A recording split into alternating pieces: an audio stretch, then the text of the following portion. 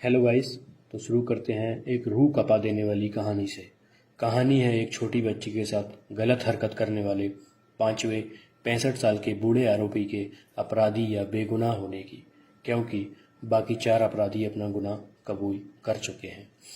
कहानी है एक पिता की जिसके बारे में पूरी दुनिया को छोड़कर उसकी बेटी को यह लगता है कि उसके पिता निर्दोष हैं। यह कहानी बाकी कहानियों से अलग क्यों है तो अंत में ही पता चल पाएगा। कहानी शुरू होती है एक छोटे से स्कूल से। गार्गी, जो कि इस कहानी की मुख्य पात्र है, स्कूल में ही लंच टाइम में पेपर चेक कर रही है। तभी टीवी पर न्यूज़ आती है कि एक अपार्टमेंट में 5 लोगों ने मिलकर एक 9 साल की लड़की का रेप कर दिया है। 5 में से 4 लोग दूसरे स्टेट के हैं और 5वां आरोपी उसी अपार्टमेंट का वॉचमैन है। गार्गी सब कुछ इग्नोर करके घर वापस आती है। घर आकर देखती है कि उसकी छोटी बहन अक्षु और उसके पिता घर पर नहीं है।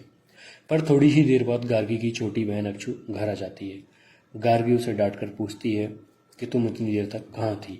तो वो उसे बताती है कि घर आते समय शांति अपार्टमेंट के पास बहुत भीड़ थी और वहाँ पुलिस भी थी।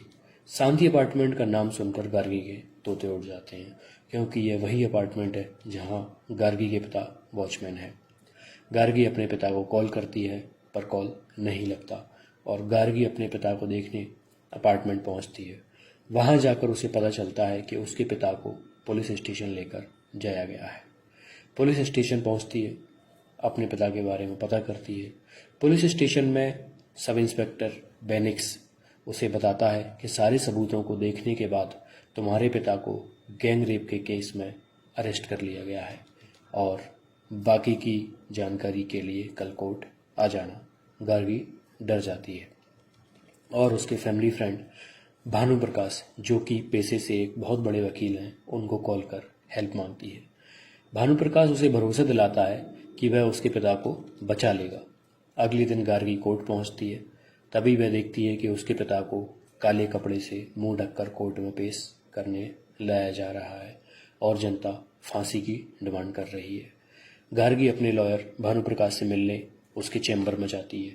वहां उसे पता चलता है कि उसके पिता को छोड़कर अन्य 4 आरोपियों ने अपना गुनाह कबूल कर लिया है कि उन्होंने ही रेप किया था और सभी 5 आरोपियों को फांसी हो सकती है। एडवोकेट एसोसिएशन ने मुझे नोटिस भेजा है। ये केस छोटी बच्ची का है, इसलिए कोई भी मेंबर आरोपियों को डिफेंड नहीं करेगा, इसलिए अब मैं ये केस नहीं लड़ सकता। गार्गी घर आ जाती। तभी वहाँ इंद्रस नाम का एक वकील आता है जो भानु प्रकाश के अंडर ही काम करता है। वो गार्गी से कहता है कि वो उसके पिता का केस लड़ना चाहता है। गार्गी उसे केस सौंप देती है। अगले दिन गार्गी को स्कूल जाने पर पता चलता है कि उसके पिता पर लगे आरोपों के कारण उसको भी स्कूल से निकाल दिया गया है। पर गार्गी हार नहीं मानती। उसको लगता है कि उसके पिता निर्दोष हैं और वो उन्हें बचाने की हर संभव कोशिश करेगी। कोर्ट की कार्रवाई शुरू होती है। पुलिस की तरफ से मूर्ति नाम का एक वकील है। वो इन्वेस्टिगेशन ऑफिसर एसआई बेनिक्स को कटघरे में बुलाता है और उससे केस के बारे में बताने के लिए कहता है। बेनिक्स कोर्ट को जानकारी देते हुए बताता है कि पहला आरोपी मुकेश ठाकुर F5 में विक्टिम के घर की ऊपरी वाली मंजिल में काम करता था। उसके मालिक के पास एक कुत्ता था। मुकेश हर शाम 5 बजे उसे घुमाने ले जाता था। बिल्डिंग की लिफ्ट में पालतू जानवर अलाउ नहीं है, इसलिए वो कुत्ते को लेकर सीढ़ियों से आता जाता था। विक्टिम लड़की कुत्ते बहुत पसंद करती है, तो वह उनके साथ खेलने आती थी। ये आमतौर पर रोज ही होता था। एक दिन मुकेश ने गौर किया कि सीढ़ियों का इस्तेमाल कम ही लोग करते हैं और विक्टिम अपने पिता को बिना बताए कुत्ते के साथ खेलने आती है। मुकेश ने यह बात अपने दोस्तों को बताई, जो कि आसपास ही काम करते थे। वो सब इस मौके का फ़ायदा उठाने के बारे में सोचने लगे। अगले दिन जब विक्टिम कुत्ते के साथ खेलने आई तो प्लान के मुताबिक विक्टिम को बेहोश करके सब ने बारी बारी से उसका रेप किया। अचानक किसी चीज़ के गिरने की आवाज़ आई तो वो रेपिस्ट वहाँ से भाग खड़े हुए। जब उसके पिता ने कंप्लेंट की तब पुलिस ने केस को इन्वेस्टिगेट किया और 4 आरोपियों को लोकेशन ट्रेस कर उड़ीसा से अरेस्ट किया। प्रोटोकॉल के अनुसार आरोपियों को पहचानने के लिए पहचान परेड की गई। परेड में विक्टिम ने चारों आरोपियों की पहचान की। परेड के बाद विक्टिम अपने पिता के पास गई और अपने पिता के कान में कुछ कहा। तभी हमें पता चला कि इस केस में एक आरोपी और हमने केस को फिर से इन्वेस्टिगेट किया। तब पता चला ब्रह्मानंद ने विक्टिम को घर पहुंचाया था। ब्रह्मानंद गार्गी का पिता है, जो कि वॉचमैन है। विक्टिम की दादी ने बताया कि जब बच्ची को घर पहुंचाया तब 6:30 बजे थे और आरोपी विक्टिम को 6 बजे ही छोड़कर चले गए थे। इस आधे घंटे में विक्टिम के साथ सिर्फ ब्रह्मानंद था। दोबारा से पहचान परेड कराई गई और विक्टिम ने ब्रह्मानंद को भी पहचान लिया। इंद्रस एसआई को क्रॉस करता है कि क्या तुमने पांचों को एक साथ खड़ा किया था? क्या उस समय बच्ची घबराई हुई थी? वो एसआई को और डिटेल में बताने के लिए कहता है। एसआई बताता है कि पहली पहचान परेड में उन्होंने 4 लोगों को बच्ची के सामने खड़ा किया था। बच्ची उनको पहचान गई थी और बाद में दूसरी पहचान परेड में ब्रह्मानंद को खड़ा किया गया। बच्ची उनको पहचानने ही वाली थी, पर उससे पहले वो बेहोश हो गई। जब हमने विक्टिम के पिता से कारण पूछा तो उन्होंने बताया कि विक्टिम ने सुबह से दवा नहीं ली। उन्होंने दवा का नाम बताया। मैंने ड्राइवर को वही दवा लाने को कहा। ड्राइवर भी वही दवा लेता था, इसलिए उसके पिता से कंफर्म करने के बाद वही दवा जब बच्ची को दी गई तो वो होश में आ गई और उसने ब्रह्मानंद को पहचान लिया। बच्ची ने जो दवाई ली थी उसके बारे में इंद्रस फाइल को दोबारा पढ़ता है। तभी उसे पता चलता है कि बच्ची को हाई पावर की दवाई दी गई थी, जो कि बच्चों के हिसाब से ज़्यादा डोज की थी। इंद्रस फिर से एसआई को क्रॉस करता है और बताता है कि ज़्यादा एमजी की दवा को लेने से उसका ब्रेन उसके कंट्रोल में नहीं रहा और उसी के असर के चलते बच्ची ने गलत डिसीजन लिया होगा और ब्रह्मानंद का नाम गलती से ले लिया। जज केस के बारे में दोबारा छानबीन करने का आदेश सुनाते हैं।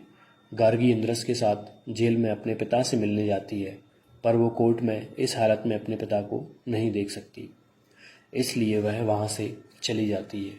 पर इंद्रस वहीं रुकता है। इंद्रस के ब्रह्मानंद से पूरी बात पूछने पर ब्रह्मानंद बताता है कि वह रोज की तरह अपनी ड्यूटी कर रहा था, पर उसका साथी माणिक्यम छुट्टी पर था, इसलिए नाइट शिफ्ट भी उसी को करना थी।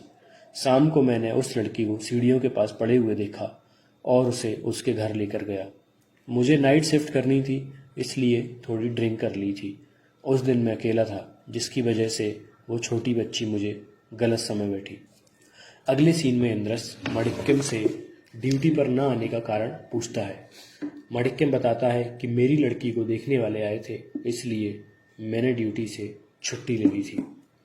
अगले दिन गार्गी इंद्रस के साथ उस बच्ची से मिलने उसके घर जाते हैं। गार्गी बच्ची के पिता से कहती है कि बच्ची को गलतफहमी हुई है, क्योंकि बच्ची ने लास्ट में मेरे फादर को देखा था। तभी वहाँ बच्ची का मामा आ जाता है और वह गार्गी को घर से बाहर निकाल देता है। अगले दिन कोर्ट में फिर सुनवाई होती है। बच्ची के सामने ब्रह्मानंदन को खड़ा किया जाता है, लेकिन फिर से बच्ची ब्रह्मानंद को देखते ही बेहोश हो जाती है और उसे हॉस्पिटल ले जाया जाता है। कोर्ट बच्ची के ठीक होने तक ब्रह्मानंद को बेल पर रिहा कर देता है और ब्रह्मानंद गार्गी के साथ घर वापस आ जाता है। अगले दिन बच्ची का पिता ब्रह्मानंद को मारने उसके घर आता है। तभी वो गार्गी की छोटी बहन को देख लेता है, जिससे उसे अपनी बेटी की छवि उस बच्ची में दिखती है और वह वहाँ से चला जाता है। कुछ देर बाद माणिक्यम ब्रह्मानंद से मिलने आता है। गार्गी माणिक्यम से उसकी बेटी सेंट्रा की शादी के बारे में पूछती। माणिक्यम उसे बताता है कि पिछले हफ्ते सेंट्रा ने अपने दोस्त के साथ भागकर शादी कर ली है। गार्गी ये सुनकर हैरान हो जाती है और पूछती है कि आपकी लड़की को देखने वाले आए थे ना, उसका क्या हुआ? माणिक्यम बताता है कि मेरी लड़की ने वो रिश्ता कैंसिल कर दिया। मुझे बहुत बुरा लगा और मैंने ड्रिंक कर ली थी। फिर मैंने ब्रह्मानंद को कॉल किया और उसने मुझे अपार्टमेंट में बुलाया। जब मैं सीढ़ियों से ऊपर जा रहा था तो मैंने एक आवाज़ सुनी। सबसे पहले उस बच्ची को मैंने ही देखा था। मैंने ये बात ब्रह्मानंद को बताई तो उसने मुझसे कहा कि तुमने पी रखी है, तुम इस केस में फंस सकते हो, मैं सब देख लूँगा।